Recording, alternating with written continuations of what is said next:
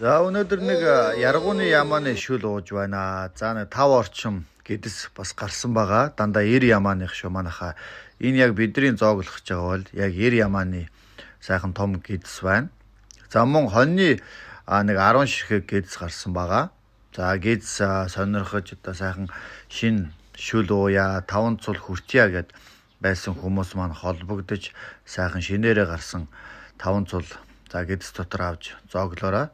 За манайх бол ерөнхийдөө сайхан цуснуудын цутгаад гүзээг нь маш сайхан хярвслаад за тэгээд илгэнийхэн талаар нь илгэн ороомог талаар нь илгэн хям хийгээд ингээд маш сайхан бэлддэг байгаа.